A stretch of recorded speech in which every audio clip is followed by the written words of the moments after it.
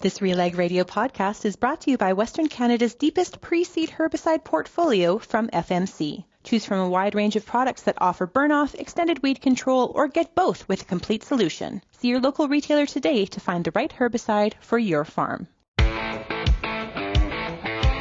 It's time for RealAg Radio on Rural Radio Channel 147 on Sirius XM.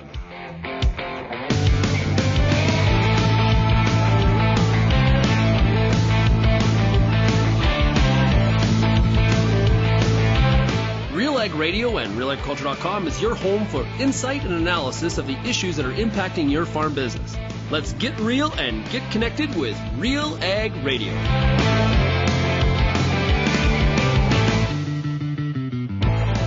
Hello and welcome to RealAg Radio here on Rural Radio Channel 147. I am your host, Lyndsey Smith. It is Wednesday, so did you miss me?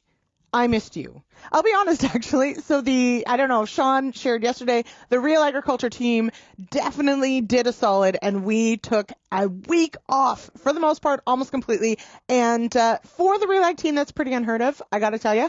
But just the way the holiday fell and all the work we did ahead of the holidays, it was lovely to have essentially a whole week where everybody could be home at the farm with their families, doing all the holiday stuff. And I'll be honest, we had a great week, but I am very ready to be back here in the driver's seat. I love routine, and I missed this show. I'll be honest, I missed your feedback and being able to tackle what needs tackled every day. So yes, with the first being on Monday, we're off a day, but here I am for the Wednesday show. We'll call it Wednesdays with Lyndsey for now. But yes, I'm going to stick with Sean's focus on markets for the Wednesday show. So for today's show, I am curious to know about food prices heading into the new year. Of course, inflation is still very alive and well, especially here in Canada, and food prices are a big part of that. So I'm going to reach out to Kevin Grier. He typically covers the protein markets, of course, but also a lot of the grocery prices for us here on the show. So Kevin Grier is going to join me later in the show. We've got a product spotlight today as well. And I head to one of my favorite Manitobans, Brian Voth. He's with IntelliFarm, and he's going to break down some of the markets. Yes, we are going to talk canola and wheat for sure. But I really want to ask Brian about working in input costs and cost of production into this year's numbers, into this year's crop budgets, because, of course, that's always a moving target. But Brian is one of those people that really, really sticks to the hard numbers and make sure that he's doing cropping budgets, cost of production, and very much want his insight into what this is looking like this year and how farmers can perhaps best manage some risk if they perhaps have some expensive inputs to price into their cost of production, because we know, depending on when you bought things, some things are still a little out of whack, even though input prices have largely come down from at least the highs. But hey, so have crop prices. All right, so that's what we're going to cover today. Near the end of the show, we'll have maybe a bit of news and cover a few topics that I want to talk about this week. Tomorrow, though, I did want to point out, it is, of course, Thursday. We will have the Farmer Rapid Fire, and I will be hosting again. So, get comfy. I'm with you for a couple days this week, and I love it. Sean is at the Ontario Agriculture Conference, and that is one thing I wanted to mention is that, for agriculture, January to March is the learning season, right? It's the conference season. It's the AGM season. It is the time to take in all those events and learn. And I would love your feedback on not maybe your favorite event, because some of them are great because of the people that are there or what you get to do in the off hours, but many of them really, and I know this for sure, so many of these events work so hard to put the lineup together to try and deliver value for every single person that walks in the door.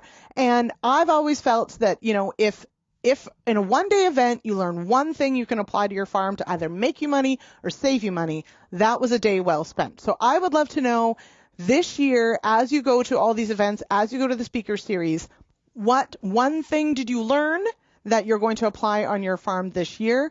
Would love to get your feedback. Yeah, you can zip me an email, lsmith@realagriculture.com, or you can always call that feedback line, 1-855-776-6147. All right, with that, let's get to the show. We're going to take a quick break, and I'll be back with Brian Voth right after this. I'm Lyndsey Smith from RealAgriculture.com. Join me Monday nights for The Agronomists, a 1-hour live and interactive show broadcast across YouTube, Facebook, and X. Monday nights at 8 p.m. Eastern, I host expert agronomists from all over the country to give you answers to some of the toughest agronomic questions. Join us live or catch the replay Tuesday morning. That's The Agronomist with me, Lyndsey Smith, Monday nights live at 8 p.m. Eastern. The Canola School on RealAgriculture.com is your one-stop shop for everything a canola grower needs. Check out our free video series on YouTube for all the latest in canola agronomy, research, marketing, and more. Don't have time to watch? Download the podcast version of the Canola School on RealAgriculture.com or anywhere you download your podcasts. Stay on top of all things canola with the Canola School on RealAgriculture.com, brought to you by BASF and Invigor Hybrid Canola. Infuse some energy into your next corporate event, customer meeting, or conference with RealAg Radio, Canada's national agriculture radio show. Create a unique experience at your next event with host Sean Haney, broadcasting RealAg Radio live on SiriusXM, featuring exciting guests, captivating interviews, and the latest news from the agriculture community. Contact advertising at realagriculture.com or call 587-787-1795 to book your on location with RealAg Radio today.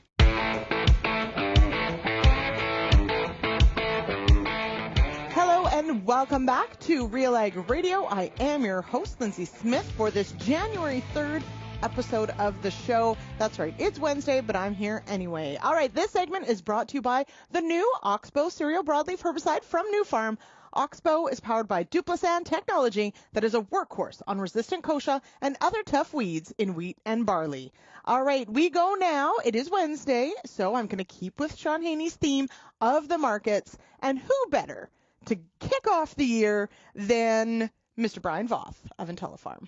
Okay, joining me now, Brian Voth, the president of IntelliFarm and also vice president of the League of Extraordinarily Tall Gentlemen. Just so you know, Brendan Turner is the president. You might have to duke it out to take him out of that position. Anyway. You know he's not any taller than me, though. Right?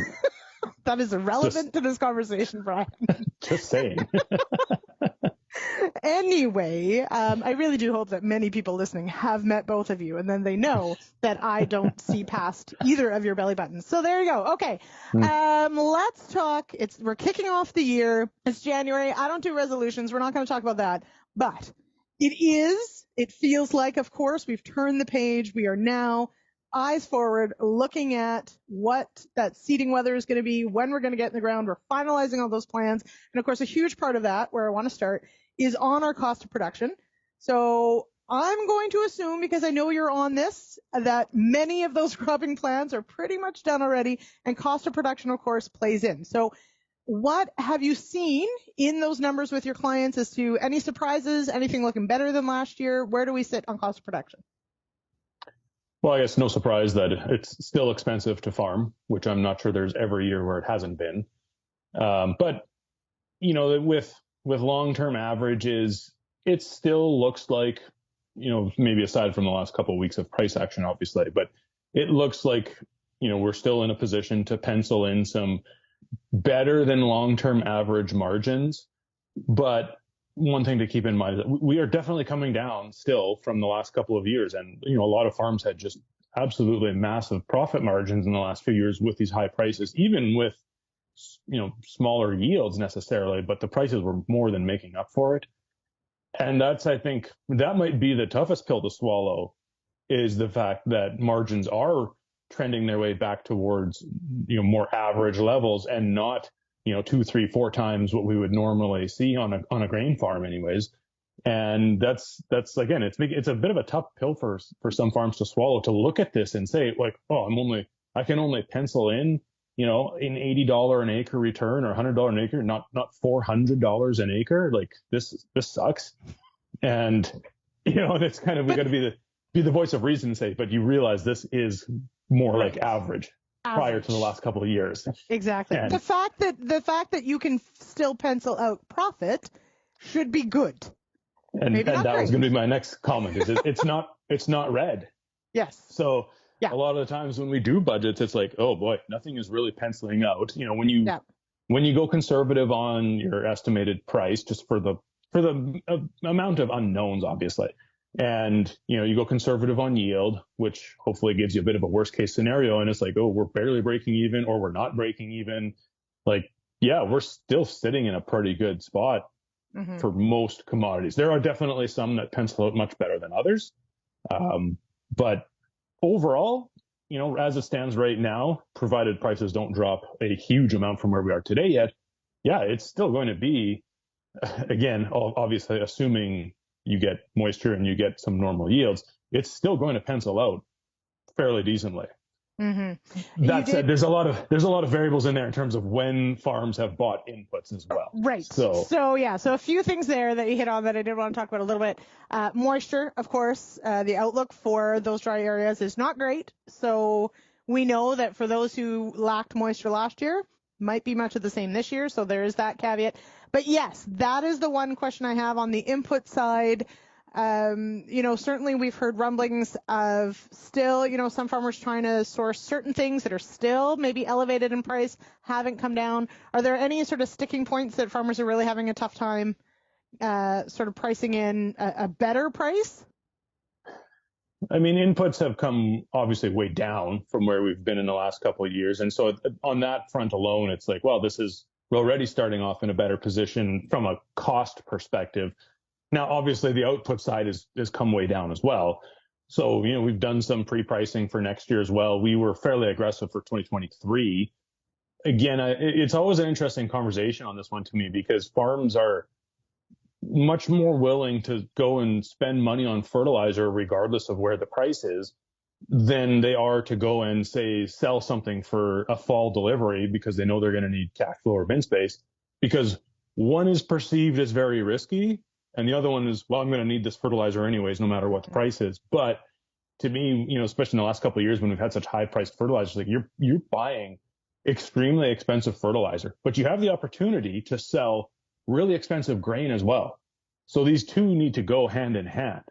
And, there's been times where we've actually advised to sell grain and not buy fertilizer, logistics aside. And that is a different conversation because of, just some farms were buying fertilizer purely because they know they could get it. And they're like, I'm okay paying a little bit more and having it in my bin at home than maybe paying less down the road, but not knowing if I'm going to have it for spring. So, we tend to try and tie fertilizer purchases along with grain pricing hand in hand because it is one of the most expensive inputs into growing a crop. So if you can offset it by selling, 10%, 15%, 5 bushels an acre, however you want to look at it, then at least you know that, okay, I am selling a high priced commodity to pay for high priced fertilizer. These two go hand in hand. So. And being willing to actually pull that trigger and make that commitment. Because although I guess that, again, that recency bias sort of gets us, right, as well, is that I think a lot of people got burned by not having product when they needed it. And that creates, you're paying a premium, but you have the peace of mind that you can hold it, that you've got it. But you've got to still run the numbers. So peace of mind is one thing, but you still have to be able to pay those bills when they come due with the grain that you got. So definitely a good point. I did want to ask, in making some of those crop budgets, which one's the stinker right now?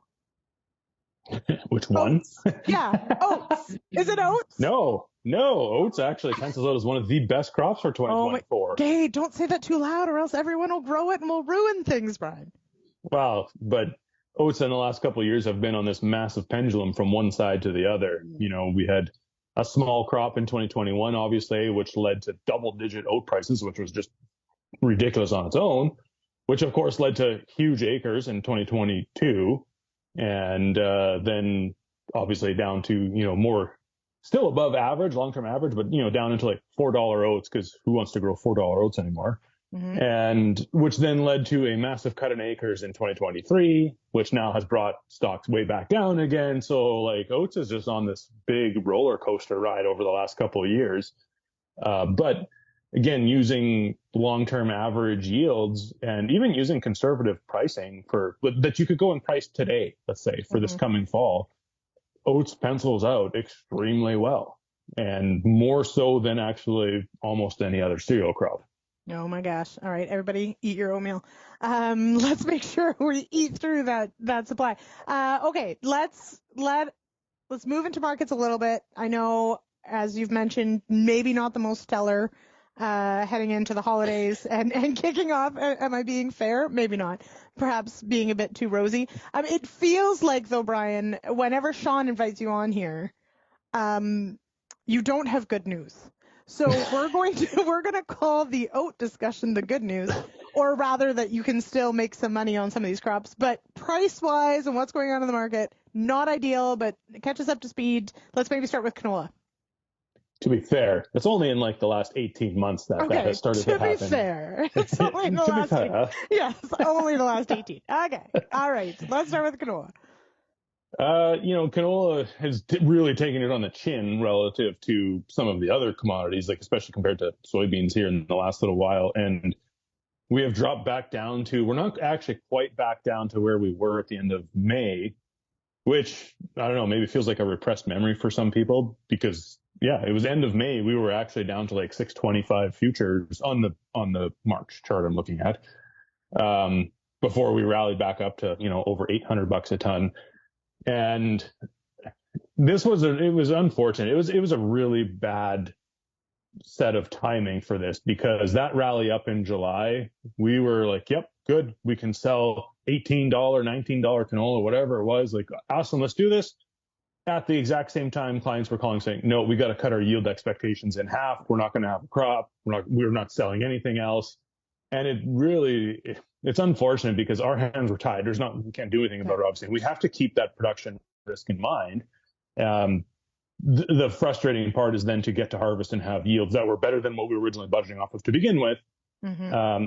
Now, that said, I've looked at it a little bit here in the last few days. And if you pencil in, $18 canola that you could have sold back in July, but you're using, let's just say a 30 bushel yield or something like whatever, like a 2/3 of a normal yield, versus, today we're sitting down at like $14, something like that canola, maybe $15 canola for spring.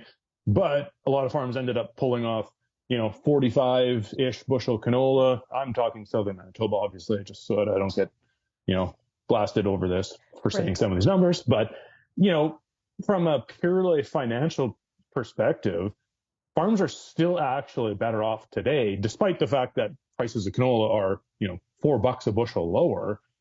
The yield versus what was being penciled in July has far more than made up for the drop in price. Mm-hmm. But, what do we tend to focus on? It's like, well, it's $14 canola. This is like poverty canola now compared to July. Yeah. And I think it's just an important thing to look at sometimes and keep in perspective. Also, just in perspective that $14 canola, if you go back outside of the last 3.5 years, $14 canola you would have dreamt about selling your entire life.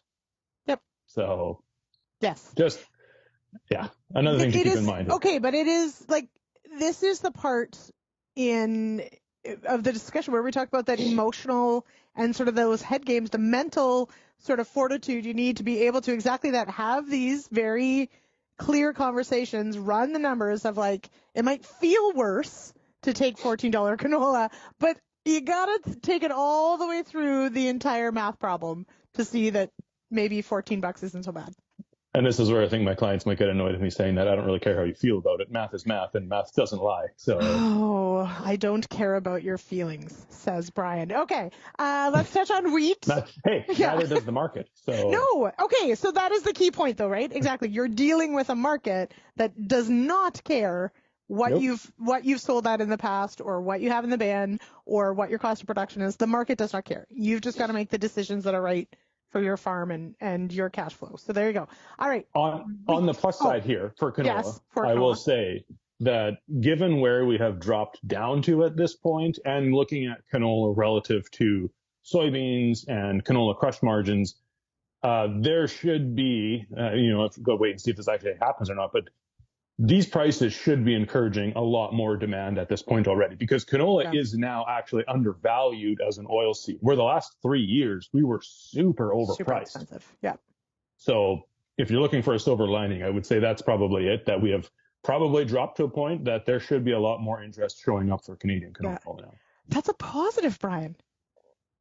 Look at that. You did it. You pulled out a positive, a good news story. Okay. Yeah. Should we just end there? It wasn't quite the positive sandwich thing, like the good, bad, good sandwich. Yeah. We got to work on the good, bad, good sandwich. This was the cherry on the top, I guess. Yeah, there you go. That's of, oatmeal. Okay, yeah, it's still not cake. It's oatmeal. Let's talk wheat before we wrap up. Let's talk wheat. Wheat, it's been an interesting 24 months, or 23, I guess, since Russia invaded Ukraine, and that has led to some pretty wild wheat markets. Again, there too, like when we had that $5 a bushel rally in February, March, April of 2022, there's just been a lot of, I guess, I don't know, complacency is maybe the best word. Everybody got very comfortable with double-digit wheat prices, and we're sitting here and going like, this is ridiculous. Like, there's no way that this lasts. And then and then you see some other people talking about, wheat's going to like 20 or 25 bucks a bushel. I'm like, okay, but how many bushels do you have to sell to get there? Yeah. And I don't know. It was really good for basically 1 or 2 crop years. But now that we're back into, again, and this even sounds dumb to say, like we're talking about $9 wheat today, let's say in southern Manitoba. Well, prior to 2022, $9 wheat, you could count on one hand how many times you ever saw it. Yeah. And it's just something to keep in perspective. And that has nothing to do with not saying anything about profitability of it, because wheat right now is basically back to a rotational crop. Trying to pencil in a profit on, $8.50 or $9 wheat is extremely tough to do, unless if you have a very, very tight budget on, not so much on your seed, chemical fertilizer, but more so on your fixed costs. Yeah. If you run a very, very tight ship on that one, you can probably pencil out a profit, but it's going to be tough and you need the yield. So, but this is not untypical of wheat. Again, if you look back at wheat prior to the last few years, that's always been the case on wheat. Yeah. On the agronomy side, it's always, well, why do you always talk yield? You should be talking about profit per acre. And when it comes to grain marketing, it's like, why do you always talk about price? It should be on your profit per bushel. So it's the same conversation. We get hung up on yield numbers, but they mean nothing if we don't include the economics. And we get hung up on price, and it means nothing if we don't follow it through. So there you go. We could probably go through all the crops, but we're out of time, so we won't. But I will say, in looking ahead, it's January. How excited are you for for Ag Days later this month? Oh man, I was just pricing. I was just looking at my calendar and I'm like, okay, so we got Saskatoon next week. We got Brandon the following week. I haven't been in Brandon since 2020. Oh, well, they missed 2 years, and then last year trying to travel out of Southern Ontario last year was an absolute disaster. So I missed that one. And so I'm excited to get out there, even if it's just for a day. Yeah. And unlike you, I can walk around and I can see everybody. Yeah, I just get lost in the shuffle in the hallways. I still love it. It's still a great show. And as you mentioned, it's Crop Week next week. All the shows get going here now. And this week is the Ontario Ag Conference and SWAC. So that's where Sean is. That's why he's not on the show. I assumed he was just hanging out in Phoenix, actually. Well, wouldn't we all love to do that? All right. Okay. Brian Voth of IntelliFarm, thank you so much for joining me on the show today. Thanks for having me, Lyndsey. All right. We're going to take a quick break, and I'll be back with today's product spotlight right after this.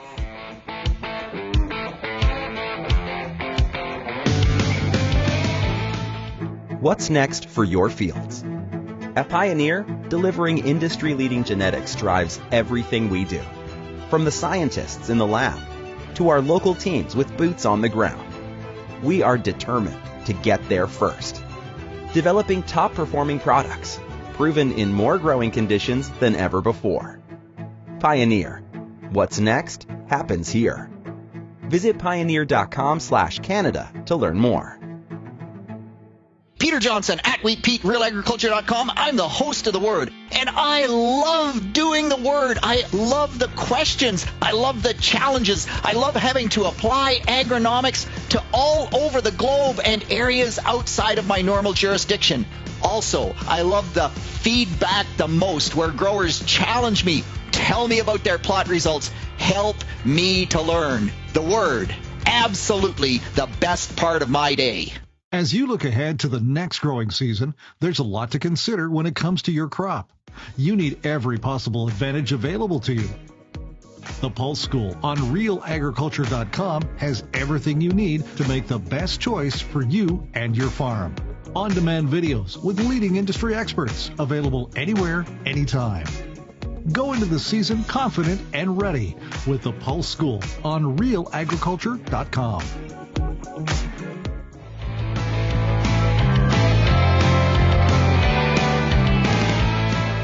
Welcome back to Real Ag Radio. It is time for today's product spotlight.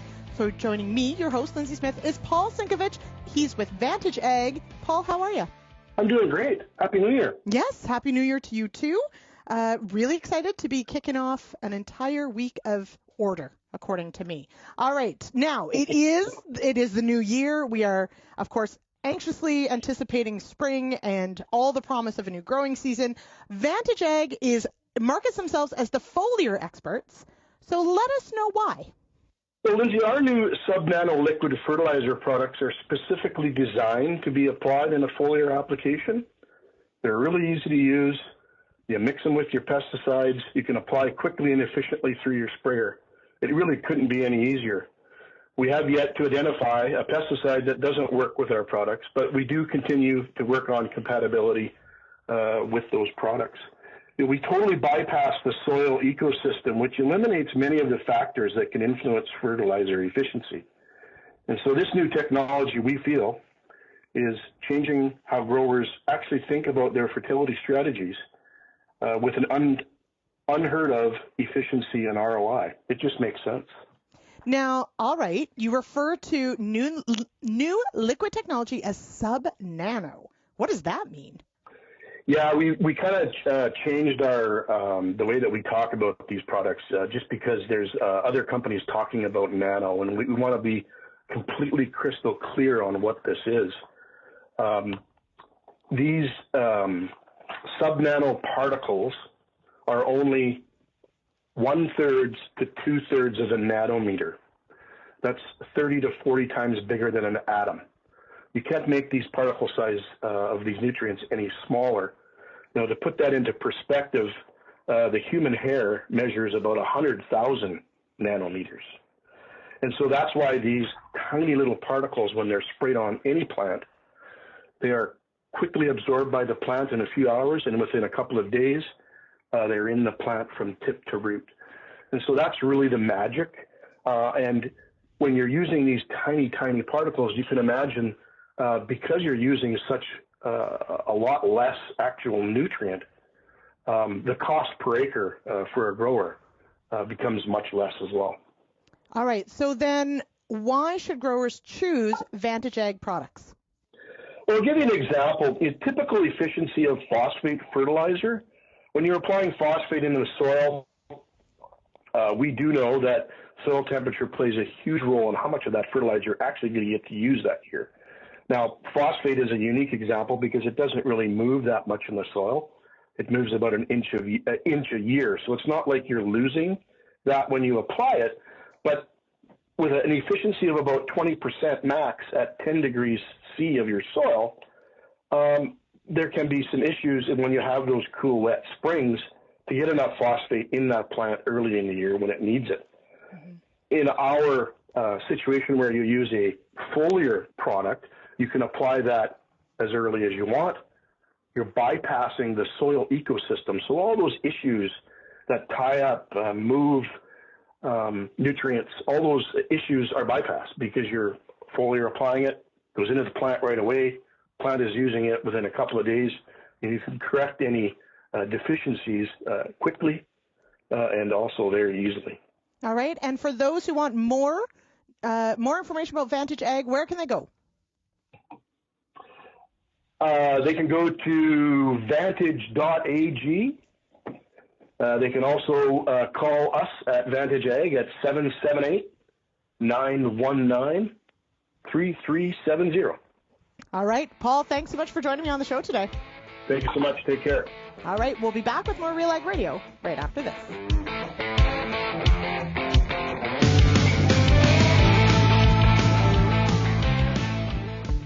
There's a reason we call it the Corn School. Videos on everything from planter setup to weed control, field trial results, and the latest yield strategies. The Corn School on RealAgriculture.com has the information and advice you need to help you succeed. Brought to you by Pride Seeds and BASF. Corn School episodes are available at cornschool.com, from RealAgriculture.com, or as a podcast in your favorite podcast app. Check out the latest Corn School episode today. If you're involved in the agriculture industry, it's important to stay informed on all the latest issues affecting your business. At RealAgriculture.com, we offer fast, reliable news, information, and insights to help you keep on top of all of the latest in Canadian agriculture. Visit RealAgriculture.com and sign up for our free daily newsletter covering everything from news, agronomy, animal agriculture, and much more. Visit RealAgriculture.com/subscribe today.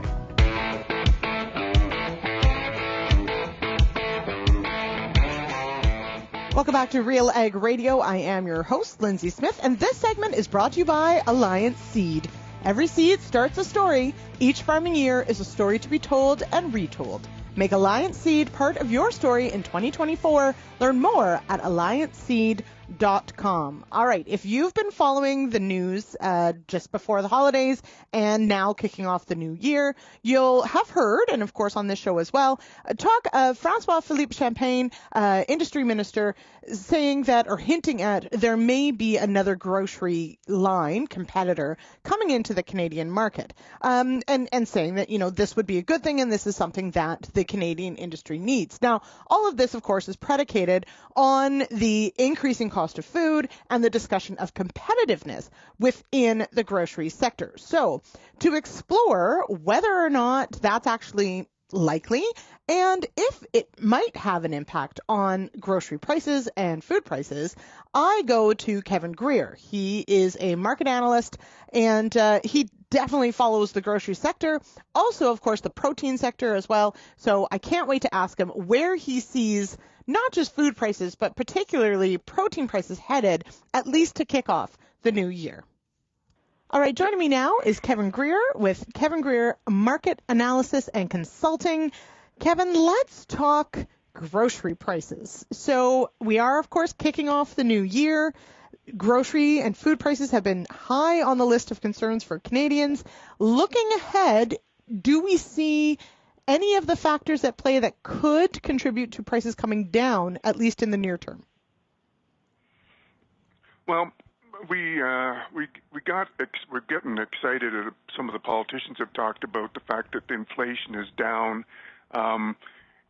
Overall inflation is down by, down to about 3 or 4%. Food prices are still looking more stubborn at that 5-6% range, but they're down, so to speak, from that 10 or whatever last year. But let's always remember that 5% increase, although it's down from the 10% increase last year, that 5% is still on top of the 10% the year before and the 9% the year before that. So, over the last 3 years, the multiplier impact has been that food prices are up over the last couple of years by 20-25%, depending on the item. So, that's the reality of food inflation.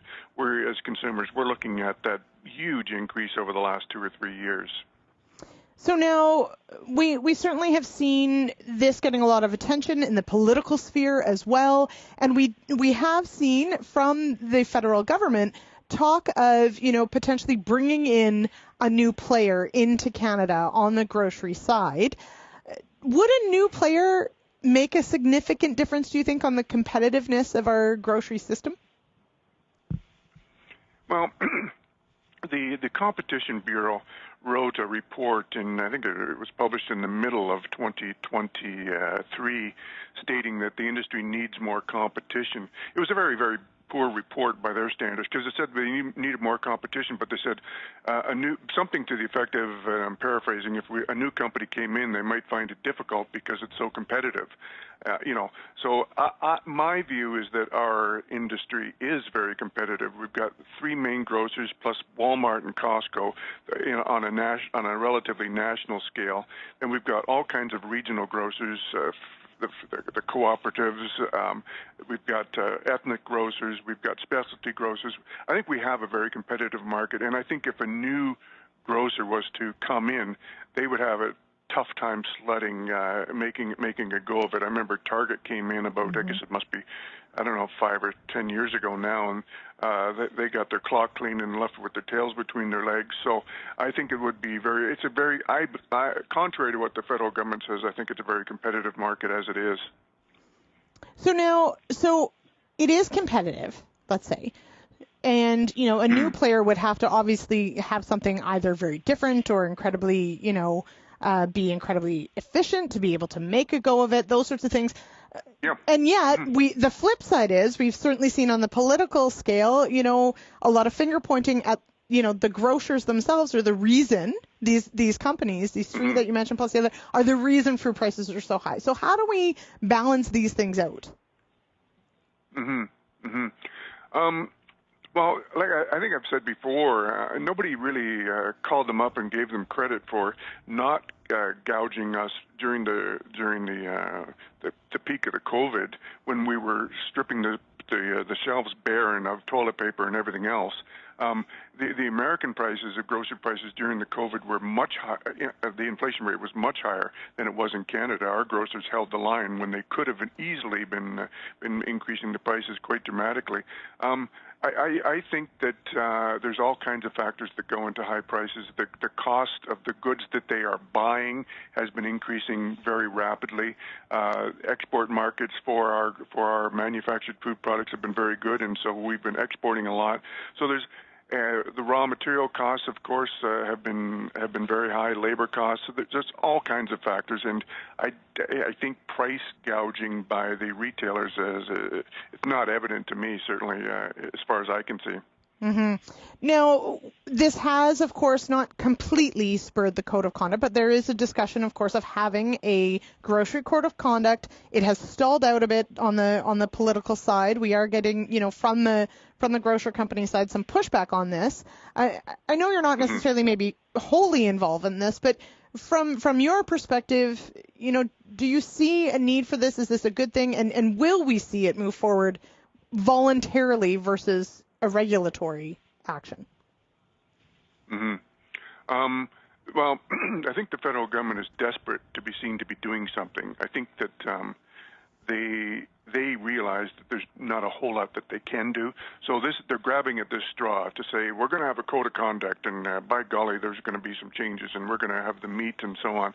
The primary aspect of the code of conduct relates to the terms of trade between the manufacturers and the retailers, and the terms of trade relate to things such as the time in which payments must be made, the discounts that can be allocated, the fines and penalties and things like that. Those are dealings between the manufacturer and the retailer, and it's difficult to say that has had any impact really on the cost of grocers for Canadians. Matter of fact, I can make a very good argument that the relationship between the manufacturers and the retailers has really nothing to do with inflation. And in fact, I can make an even bigger argument to say that if they weren't aggressive on calling for discounts and allowances, perhaps prices would be even higher. So it will do absolutely nothing with regard to inflation, but at least they can say they're doing something. And I think, and certainly on this show, we've had that discussion many times that, while the code of conduct, has moved forward, the original intent was not to bring grocery prices down. It was, as you said, to sort of set the ground rules and add some transparency potentially to this system. Yep, that's right. Exactly right. And the pressure for this has been going on for some time, long before the inflation became such a top of mind issue. Absolutely. Now, I would be remiss if I were to let you go without talking, let's bring it back around to those grocery prices exactly where we started looking forward. You know, protein, beef, so cattle prices were on a tear there for a while. The pork sector, from at least the production side, has been struggling. We've seen the prices at retail come down. Looking, let's say, in this first quarter, where do you see some of the protein numbers falling out? Are we going to see, you know, those retail beef prices come down and pork prices come up, or is it still sad days for pork going forward? Well, you know, one of the key factors over the last few years has been demand, consumer demand for these proteins, and during the 2020 through 2022, whether it's because of more government money or the fact that we were shopping more at the grocery store rather than at food service, whatever the reason, demand was fantastic for beef, chicken, and pork. It didn't follow through especially for pork, to my surprise, into 2023. Demand for pork fell way off those levels of 2020 through to 2022. And the net result was that hog and pork prices fell at the farm level and at the packer level. So I guess that's a long way of me saying demand is critical here. And demand for beef held pretty good in 2023, but it wasn't as great as it also was in 2020 and 2022. Even chicken demand fell off a bit. So I don't see demand being record strong in 2024. So that should result in some lower pricing pressure. On the beef side, though, you remember we're in the midst of herd liquidation. Herd liquidation is going to continue in 2024, at least until the fourth quarter. So there's going to be a lot of pressure on the beef side because supplies are going to continue to go down. And that's going to put upward pressure, but at the same time, demand is probably easing back, which means that those peaks that we saw in recent years are probably behind us. On the pork side, again, we've got a lot of production. You know, that December hogs and pigs report was a big disappointment for people in the industry that were watching it, hoping for expected declines in the herd, and they just didn't materialize. So we've got still some big kills, big production of pork coming at us, and like I say, demand it looks to be good, but not those peaks that we saw in 2021, 2022. So that's the factor. I guess it's a Weasley way of saying probably a little less upward pressure, but for all the wrong reasons, at least if you're a hog producer. Absolutely. It has not been an easy time. So, okay, last question then. And if pork demand is, you know, good but not great, and beef demand dropping off, chicken also not stellar, what the heck protein are people eating? And please say lamb. Yeah, but I don't want to get misunderstood. Demand is very good, okay? It just fell off those extraordinary, head-scratching peaks of 2020 through to 2021. And, that's so I don't want to leave the impression that demand for the proteins is poor, because it's not. It's very good. It's just not the stellar that it was before. Okay, so because I've seen demand being poor over my career, and from in recent years, not counting the most two, it's been really, really good. And I think 2023 was good demand as well, just not stellar. Not the making new records or anything like that we perhaps. Did see more recently. All right. Okay. We'll leave it there. Kevin, thank you so much for joining me on the show. And we'll check in with you again in a couple months. And we really do appreciate you do, of course, do several reports during the year that we always follow along. So thank you so much for joining me on the show. Yeah, say hi to Sean for me. He hasn't called me in a while. Maybe he thinks I'm getting too old. I'll let him know. Thanks so much, Kevin. All right. And with that, did anybody catch that he did not say that everyone's going to be eating lamb? I tried, fellow sheep farmers. I tried. All right, let's hop to our last break of the day, and I'll be back with more Real Ag Radio here on Rural Radio, channel 147, right after this.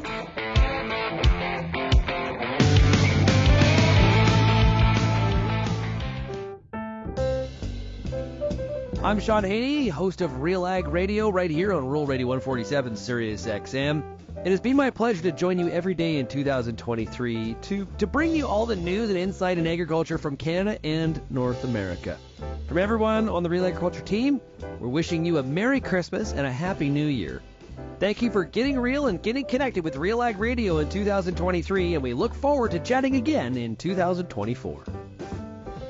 Whether you're a rookie soybean grower or a seasoned vet, the Soybean School on RealAgriculture.com has exactly what you need to stay in the game. The latest research and the best agronomic advice from industry experts, along with local and global market coverage on demand, anywhere, anytime.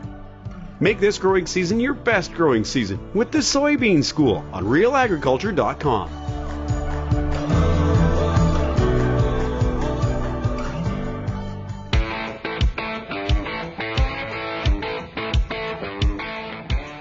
Welcome back to Real Ag Radio here on this Wednesday, January 3rd, 2024.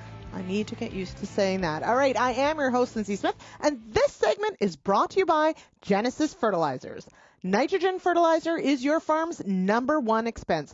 Farmers are working together through Genesis Fertilizers to solve the problem of high prices and security of supply by planning a state-of-the-art nitrogen plant. Security and earnings through ownership is the solution. Visit Genesis today at genesisfertilizers.com to learn more. All right, I did promise perhaps some news, and I'm actually, well, there are a few news stories to cover, nothing earth-shattering at this point, but I wanted to take a bit of inspiration from some of the news to talk about a few things. So yesterday you heard Sean share about the importance of goal setting, and I have to say this is something that we didn't traditionally do on our farm. We're approaching year, 8-ish of putting this company together as it looks like. And really, it's only been in the last maybe 2 years that we've really started to think about, how do we develop a roadmap of what our priorities are, what do we want to improve. A lot of that has been sort of rumbling around in our heads, but it hasn't necessarily been put down on paper.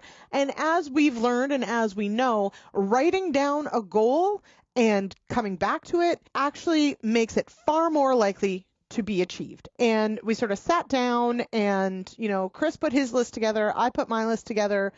Mine, of course, is like 3 pages worth of personal and family and business and all those sorts of things. But then we narrowed it down and we've got a good list for the year ahead. They stretch a little, but some of them are, must do's and some of them are really want to do's. But one of the things that isn't on there that I think we really have to address and talk about is farm safety. And just ahead of the holiday break, and if you've been to RealAgriculture.com, you'll have seen that we have a podcast about farm safety and the importance of putting together a farm safety plan. There's 2 stories that came up in the news just recently. So one of them is just today. Nutrien has got to pay $200,000 to Workplace Health and Safety in Saskatchewan for failing to cover a hole that an employee fell through who sustained injuries. As far as I understand it, they're now okay. Something like that, definitely super important. Need to make sure that, a hazard like that is covered. Then there's another story that I read out of the U.S. where a farmer in late November was out applying anhydrous ammonia, and the tanks that they got didn't have the tubes that they were used to. The farmer attached it anyway, sort of rigged it up as best they could. But as they traveled through the field, one of the hoses came off and the tank was almost full, and it created a gigantic cloud. Anyone who's worked with anhydrous ammonia knows that it is incredibly, incredibly dangerous. The farmer was in the tractor cab, and unfortunately there wasn't a lot of wind that day, and so they tried to turn to get the cloud of anhydrous ammonia that was spilling from the tank away from them, but couldn't. They knew they were in trouble. They started towards the house, and thankfully the farmer's wife was in the house, fiance was in the house, and saw the cloud and immediately knew something was wrong. And he is okay. So I'll skip to the good part here. He is okay, although he has a long road ahead of him in healing from all of his injuries. Of course, it burned his nose, his nostrils, his sinuses, his lungs.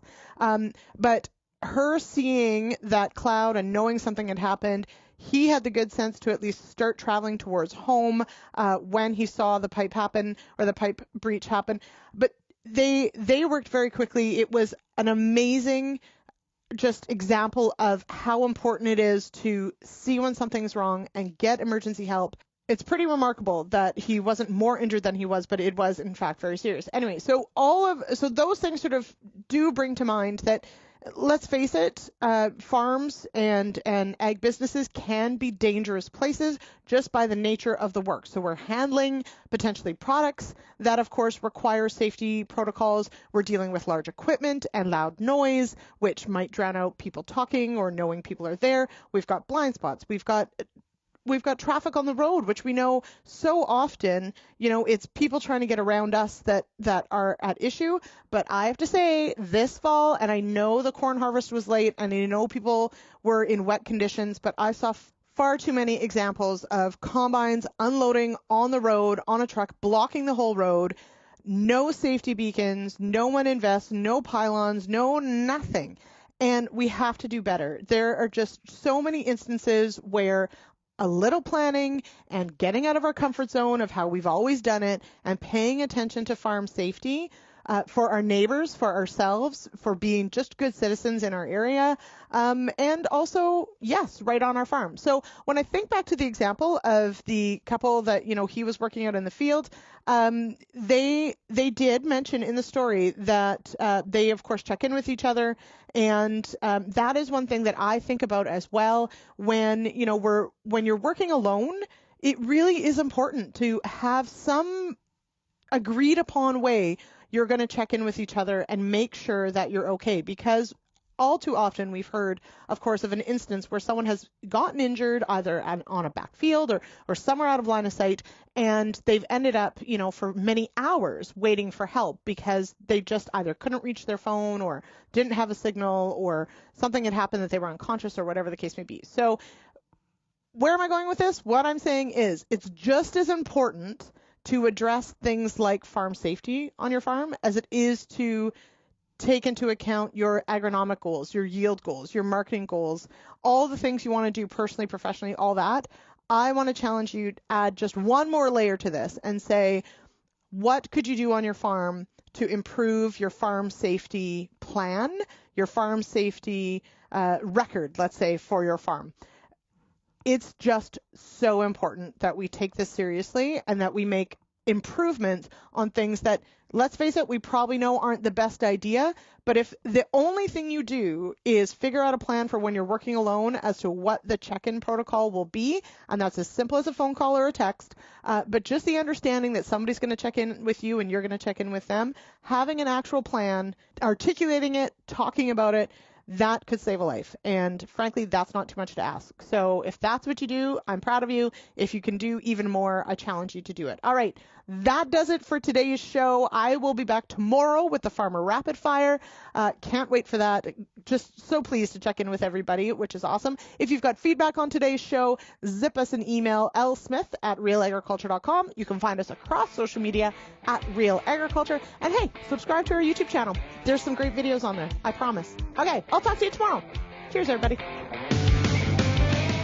Thank you for downloading this episode of RealAg Radio, brought to you by Western Canada's deepest pre-seed herbicide portfolio from FMC. Get your field started off right with a comprehensive selection of herbicides that will help you manage tough weeds and play an important role in your resistance management strategy. See your local retailer today.